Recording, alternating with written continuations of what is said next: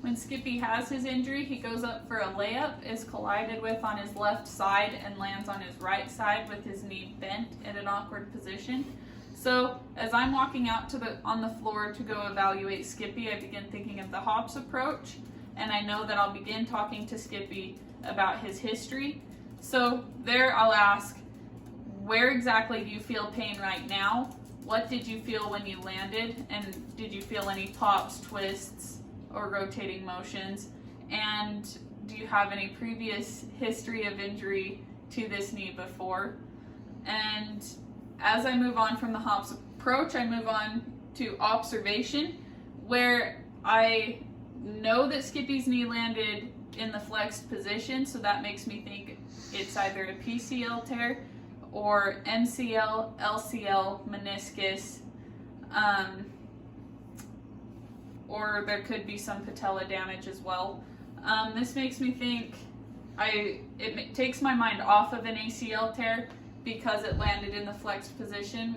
Usually when you have an ACL tear, it's because of hyperextension. Where we landed in flexion, I don't worry as much about that, but I'll still cover that with the anterior drawer test. And so then that makes me move on to palpation. First thing I'll test is the meniscus. So I'll have Skippy lift his leg. I'll rotate his tibia medially, place my top hand on the femur to give a valgus force.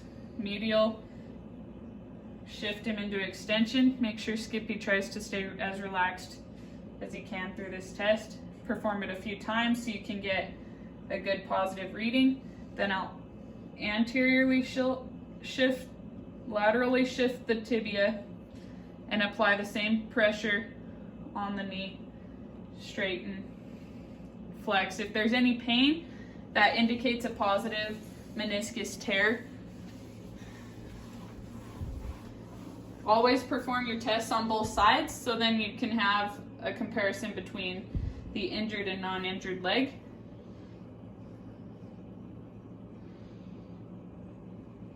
Okay, medially shift the foot, perform again.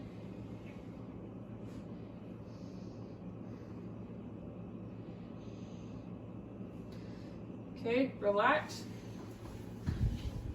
Next test I'll move to will be the valgus and varus test.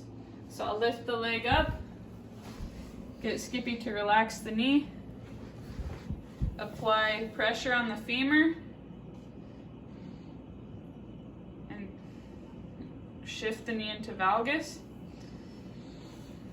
Relax, and I'll rotate sides to shift the knee into varus.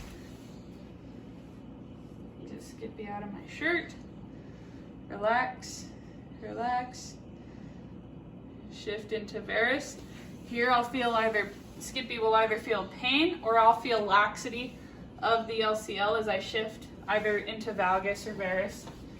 Varus indicates an LCL tear or sprain, whereas valgus force indicates an MCL tear or sprain.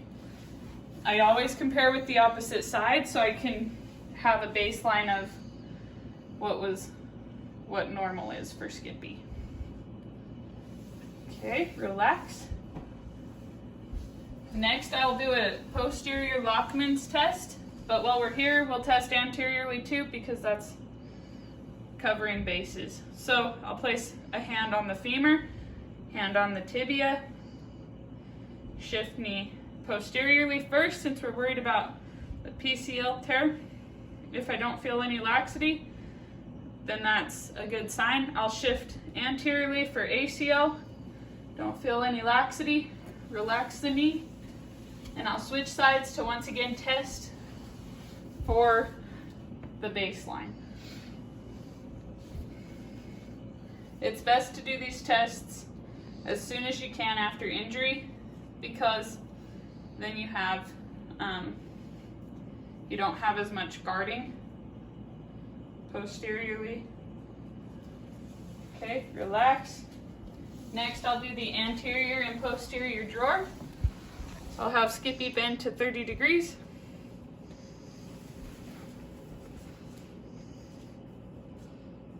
Anteriorly shift Skippy's knee, but we're more focused on posteriorly shifting Skippy's knee.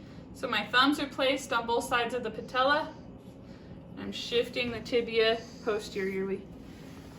Relax Skippy's knee, test the uninjured side.